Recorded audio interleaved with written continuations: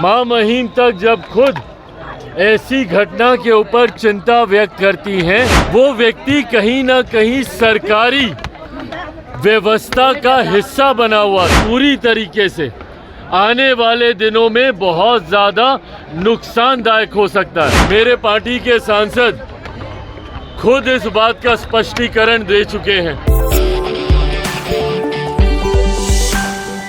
बंगाल की घटना पे राष्ट्रपति मुर्मू ने अभी चिंता जताई है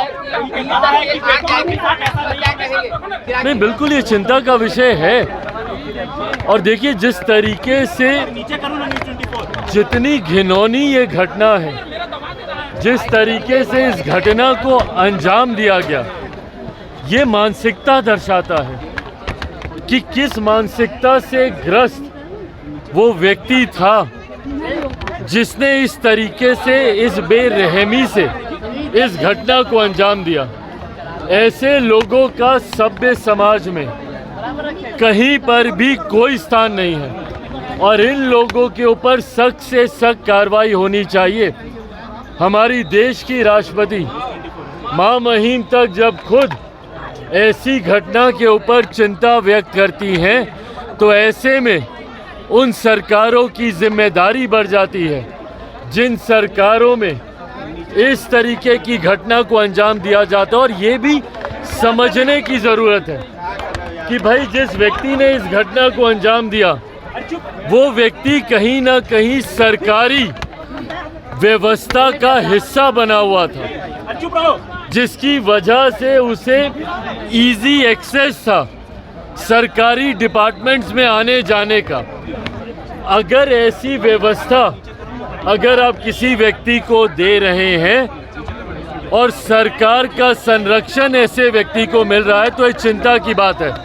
आज की तारीख में कई ऐसे राजनीतिक दल हैं जो अपने पॉलिटिकल कैडर को सरकारी व्यवस्था का हिस्सा बनाने के लिए अलग अलग योजनाओं का इस्तेमाल करते हैं। दिल्ली में आम आदमी पार्टी को देख लीजिए, कुछ समय पूर्व तो उन्होंने अपने पॉलिटिकल कैडर को सरकारी व्यवस्था का हिस्सा बनाने के लिए पुलिस तक जैसी व्यवस्था में उनको शामिल करने जैसी योजनाएं बनाई थी।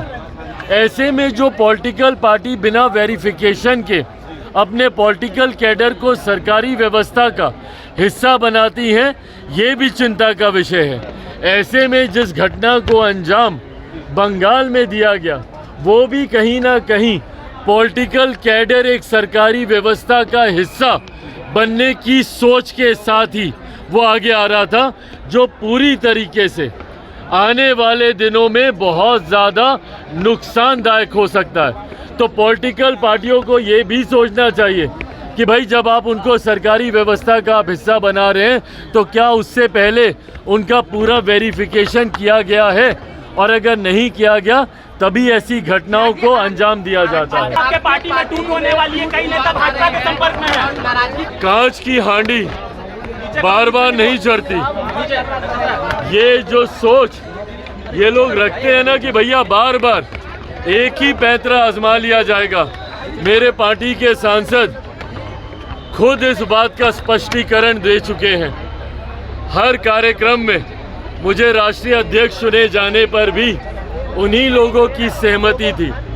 तो जो लोग सोचते हैं कि भैया इस तरीके की सोच या इस तरीके के र्यूमर्स को हवा देकर चिराग पासवान को डरा लिया जाएगा, ये कांच की हांडी बार बार नहीं चढ़ेगी।